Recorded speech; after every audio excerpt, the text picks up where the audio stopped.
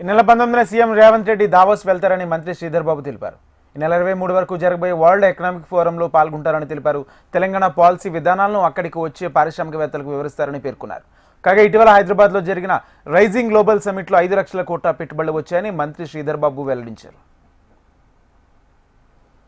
Sir, రేపు 19వ తారీఖు నాడు మరొక మారు దావోస్కు సంబంధించి వరల్డ్ ఎకనామిక్ సమిట్, వెఫ్ సంబంధించి వరల్డ్ ఎకనామిక్ ఫోరంకి సంబంధించి సమిట్ మరొకసారి ముఖ్యమంత్రి గారి నేతృత్వంలో మేము కానీ అధికార బృందం కూడా మళ్ళీ పాల్గొనడం జరుగుతుంది.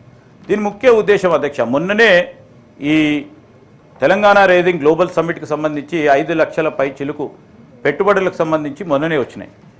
ఈరోజు ఈ దావోస్ సంబంధించి మనం చేసిన పాలసీ విధానాలు ఈరోజు ప్రపంచవ్యాప్తంగా వస్తూ ఉన్న వ్యాపారస్తుల ముందట పెట్టి, అక్కడ వస్తూ ఉన్న పెద్ద పెద్ద పారిశ్రామికవేత్తల ముందట పెట్టి, అక్కడ వివిధ ప్రభుత్వాలకు సంబంధించిన పెద్దల ముందట పెట్టడానికే ఒక ప్రధానమైన లక్ష్యం. ఈ వాతావరణం మా దగ్గర ఉందని చెప్పుకోవడానికి. రెండవది, ఇన్వెస్ట్మెంట్ వచ్చేవారు చేస్తారు, కానీ ఈరోజు స్పెసిఫిక్గా ఈ పాలసీ ఇనిషియేటివ్స్ని ఈ వరల్డ్ ఎకనామిక్ ఫోరం ద్వారా జనవరి 19th నాడు మొదలు కాబడే దీంట్లో స్పెసిఫిక్గా ముందుకు తీసుకెళ్లే ప్రయత్న భాగంలో ముందుకు వెళ్తా ఉన్నాం.